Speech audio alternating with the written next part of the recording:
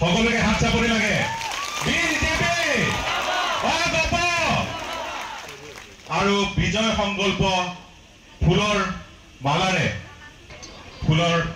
মালাডালেৰে আমাৰ সন্মানীয় মন্ত্ৰী আমাৰ সকলোৰে শ্ৰদ্ধাৰ পীযুষ দাক আমি সম্ভাষণ জনাইছো সকলোকে বিপুল হাত চাপৰিৰে বঙাইগাঁৱত ইউনিভাৰ্চিটি বনালো যোৰহাটত ইউনিভাৰ্চিটি বনালো শিৱসাগৰত ইউনিভাৰ্চিটি বনালো আমি লখিমপুৰত ইউনিভাৰ্চিটি বনালো লখিমপুৰ জিলাত আমি আৰু বীৰপুৰতো ইউনিভাৰ্চিটি বনালো মাজুলীত ইউনিভাৰ্চিটি বনালো আমাৰ ক'ত বনালো হোজাইত বনালো মানে এতিয়া 1 লাখ মান ল'ৰা ছোৱালীয়ে বিশ্ববিদ্যালয়ত পঢ়িবলৈ পাৰে MA MSc পঢ়িব পাৰে আৰু নতুন অসমৰ কাৰণে নতুনকৈ অসমক গঢ় দিবলৈ পণ ল'ব পাৰে কথাবিলাক অলপ ডিফাৰেন্স বিলাক কংগ্ৰেছৰ নেতাসকলে আমাৰ লগত কথা পাতিলে তেওঁলোকে কি কৰিছিল আমি কি কৰিছিল দেখাই দিওঁ ৰাস্তা পথৰ অৱস্থা কি ভয়ানক আছিল মইতো কংগ্ৰেছ দলত MLA আছিল ৰাস্তা বনাবলৈ পাওঁ 1 কোটি এতিয়া ৰাস্তা বনাবলৈ হিমন্ত বিশ্ব শৰ্মা ডাঙৰীয়াই এটা সমষ্টিলৈকে 70-80 কোটি টকা বছৰত পঠায় মই জলসম্পদ বিভাগৰ মন্ত্ৰী এইখিনিত পানী অলপ কম হয় কাৰণে ইমান নাজানে আপোনালোকে জানে যে সকলোতকৈ বানপানী ক'ত হয় ধেমাজিত হয় হয়নে সকলোতকৈ বানপানী ক'ত হয় মাজুলীত হয় লখিমপুৰত হয় তিনচুকীয়াত হয় মৰিগাঁৱত সকলোতকৈ বেছি হয় এফালে ক'ত হয় এফালে উদালগুৰিত হয় তামুলপুৰত হয় নলবাৰীত হয় এতিয়া আপোনালোকে চাওক 70-80% বানপানী অসমত আমি নাইকিয়া কৰিবলৈ সক্ষম হৈছো অসম মানে কি বানপানীৰ প্ৰদেশ এখন হয়নে এই মে মাহৰ পৰা ইতিমধ্যেতো খবৰ আহিব লাগিছিল ইতিমধ্যে ধেমাজিৰ পৰা পেপাৰ আহিব লাগিছিল নহয় না সঞ্জয় ভাই আগতেতো আহিয়ে যায় কি যে ধেমাজি অসমৰ পৰা বিচ্ছিন্ন হৈ গ'ল মানে জিয়াধল নদীখন ইমান ডেঞ্জাৰ কোনফালে যায় ঠিক নাই আৰু ৰাস্তা ভাঙি কিনি চেছ কৰি দিয়ে কিন্তু এতিয়া খবৰ আহিছে নেকি আজি 3 বছৰ খবৰ আহিছে নেকি আজি 3 বছৰ খবৰ অহা নাই কাৰণ অসমৰ মুখ্যমন্ত্ৰী হিমন্ত বিশ্ব শৰ্মা ডাঙৰীয়া অসমত AGP BJP ৰাভা যৌথ মঞ্চ UPPL আৰু গণশক্তিয়ে চৰকাৰ চলাইছো ৰাজ্যক সহায় কৰিব সেইকাৰণে এই কাম আমি কৰিম আৰু 5000 অৰুণোদয় আপোনালোকক ছেপ্টেম্বৰ অক্টোবৰ দিম আয়ুষ্মান কাৰ্ড কাৰ আছে হাত দাবক আয়ুষ্মান কাৰ্ড মই মোৰ নিজা উপলব্ধি মোৰ ব্যক্তিগত উপলব্ধি কি জানে অৰুণোদয় 1250 টকা পাওঁ ঠিক আছে অৰুণোদয় দিবই লাগিব বা আমি বিনামূলীয়া চাউল দিছো সকলোৱে বিনামূলীয়া চাউল পায় নে নাপায় দিব লাগিব কিন্তু মোৰ উপলব্ধি কি সকলোতকৈ কি আমি দিয়া আয়ুষ্মান কাৰ্ড হয়নে নহয় কওক আয়ুষ্মান কাৰ্ডখন থাকিলে এটা পৰিয়ালে বছৰটোত 5 লাখ টকালৈকে বিনামূলীয়া ট্ৰিটমেন্ট পায় হয়নে নহয় কওক আজি আমাৰ গাঁওবিলাকত এনেকুৱা এটা পৰিৱেশ আছিল আগতে কাৰোবাৰ যদি কেন্সাৰ বেমাৰ হৈছে কি কৰিব লাগিব হয় মাটি বিকিব লাগিব নহয় বিনা ট্ৰিটমেন্টত মৰি থাকিব লাগিব হয়নে নহয় কওক হয় মাটি বিকিব লাগিব নহয় বিনা ট্ৰিটমেন্টত মৰি থাকিব লাগিব আজিকালি তেনেকুৱা হয় নি আজিকালি মাটি বিক্ৰী কৰিব নালাগে আজিকালি বিনা ট্ৰিটমেন্টত আমি মৃত্যুমুখত নপৰো নৰেন্দ্ৰ মোদী ডাঙৰীয়া আৰু হিমন্ত বিশ্ব শৰ্মা ডাঙৰীয়াই আমাক আয়ুষ্মান কাৰ্ড দিছে 5 লাখ টকা আমাৰ ফিক্স ডিপোজিট আছে আমি ট্ৰিটমেন্ট কৰিলো ভাল হৈছে নে বেয়া হৈছে কওক ভাল হৈছে নে বেয়া হৈছে কওক আজি 1.5 লাখ ল'ৰা ছোৱালীক চাকৰি দিছো কোনোবাই ক'ব পাৰিব অতুল্লাৰ ঘৰৰ কোনোবা ল'ৰাই চাকৰি পাইছে কুইন বাইদেউৰ ঘৰৰ কোনোবা ছোৱালীয়ে চাকৰি পাইছে বুলি ক'ব পাৰিব পীযুষ হাজৰিকাৰ ঘৰৰ কোনোবা ল'ৰা ছোৱালীয়ে চাকৰি পাইছে বুলি ক'ব পাৰিব আগতে যেতিয়া কংগ্ৰেছ চৰকাৰত APSC ৰিজাল্ট ওলাই প্ৰত্যেকবাৰ দেখিব দুটা MLA ল'ৰাই ACS APSৰ চাকৰি পাইছে প্ৰত্যেকবাৰ দেখিব দুটা মিনিষ্টাৰ ল'ৰাই ACS APSৰ চাকৰি পাইছে আৰু দুটা মানে চাকৰি গুচি গ'ল মই ব্যক্তিগত আৰু ইমান ক'ব খোজা নাই তাৰ মানে সেইখিনি সময়ত কি আছিল বক্ৰ পথৰে মানে বেকাৰ ৰাস্তাৰে চাকৰি লৈছিল পঢ়াত গাধা কিন্তু ৰাতি ঘৰত কি কৰে বহি লিখি দিয়ে বহি লিখি পাইলে বহিখন জমা দিয়ে আৰু 70 লাখ টকা ৰাকেশ পাল বোলা মানুহজনক দিব লাগে হয়নে নহয় কওক হয়নে নহয় কওক কিন্তু ৰাকেশ পালক কোনে নিযুক্তি দিছিল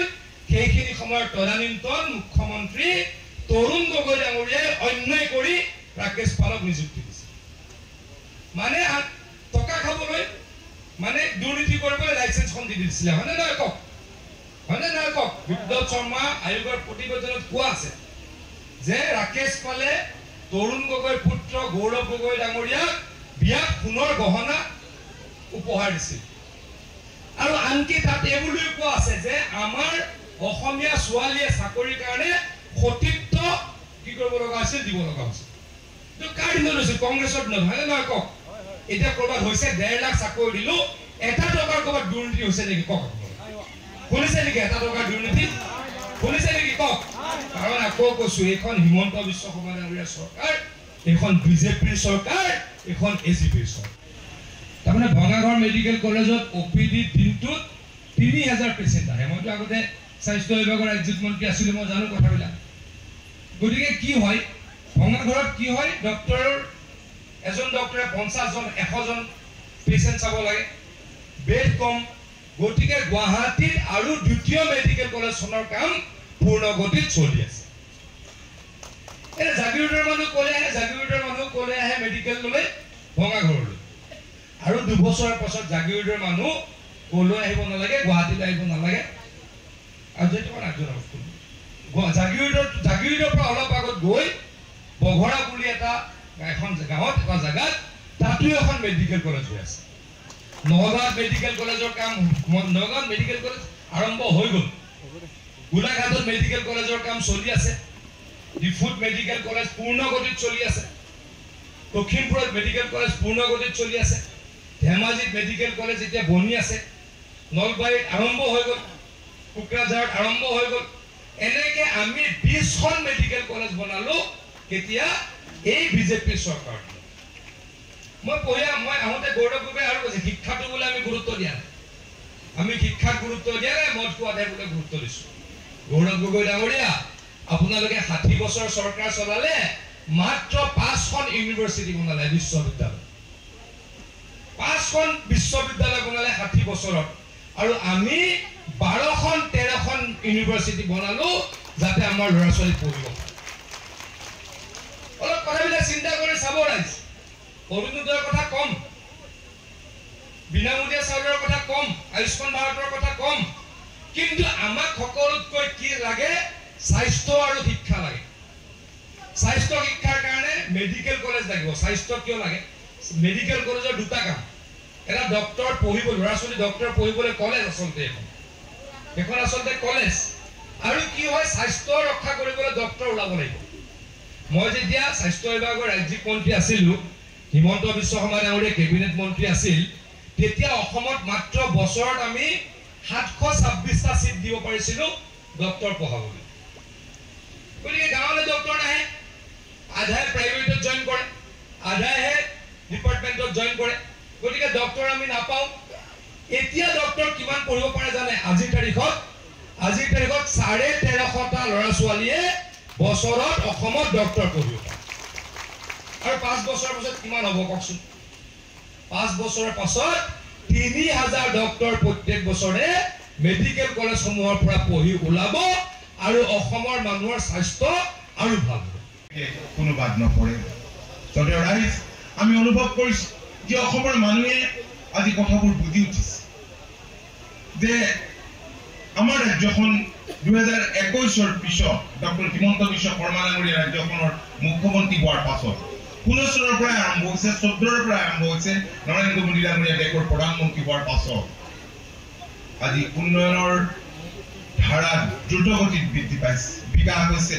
মাননীয় মুখ্যমন্ত্ৰীৰ সপোন যে আমাৰ ৰাজ্যখন দেশৰ অগ্ৰণী 5খন ৰাজ্যৰ তালিকাত অন্তৰ্ভুক্ত কৰিব লাগে। তাৰ বাবে অহৰ্নিশে নিজেও কাম কৰিছে, আমি সকলোৱে কাম কৰিছো।